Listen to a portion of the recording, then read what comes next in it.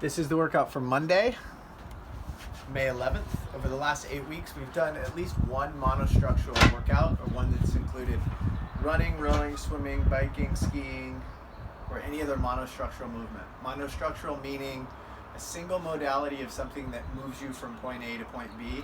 It's usually cyclical in nature in terms of like cycling, swimming, running, and even jump rope can be considered a cyclical event. Even though you aren't moving a given distance, you can actually calculate the distance, how high you jump times the number of repetitions, and then that would be your distance. Although we wouldn't even bother doing that. We would just say how many repetitions. But for today, it's one of those workouts where you look at it and you say, I'll do it on my own. You'll never do it on your own. It's much easier to do with a group. So once the clock starts, you're going to go not for a given distance, which we normally do with monostructural activities, but today it's called a time trial. You're given a set period of time and you have to travel as far as you can. Now logistically it makes it a little more difficult because you can't just use your 400-meter running course or your 500-meter rowing course. You've got to actually have something that calculates the distance. And if you're on, look at the bird. If you're on a rower, a ski, or a bike erg, that's easy because you've got the panel in front of you that gives you information automatically. I'm going to use Map My Run. You can use Strava or any other GPS application that will help you determine distance. So I'll be ready and I'll say 3, 2, 1, go. I'll hit start and I'll run basically my 800-meter course knowing that I can't run 400 meters out in 2 minutes, right? So I'll know that I'll be approaching, I don't know, something about 500 to 700 meters, somewhere in there.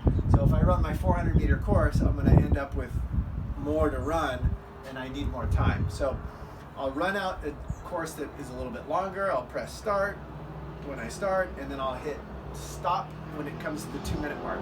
That means I have to be paying attention to my phone or my watch so that I know when to push stop.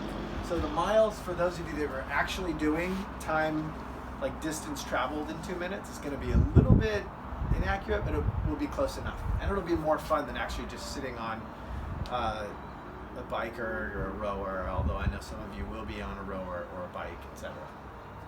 You'll go as far as you can in 2 minutes, and then you'll immediately start resting for 3 minutes. That means those of you on Zoom, you'll walk back into your house, and I will have you on the clock. I'll turn you around and say go back outside at about the 2.5-minute mark, and then you'll count down, you'll hit go, and you'll find your next distance.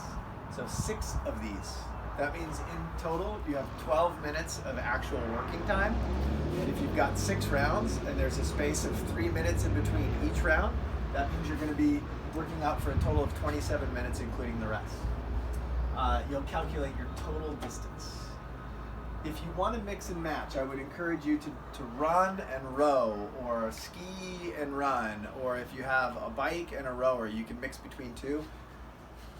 The group that's doing Zoom tomorrow at 9 a.m. and 4 a.m. will be running the entire time, although I know we have people on bikes and rowers that will be part of the group.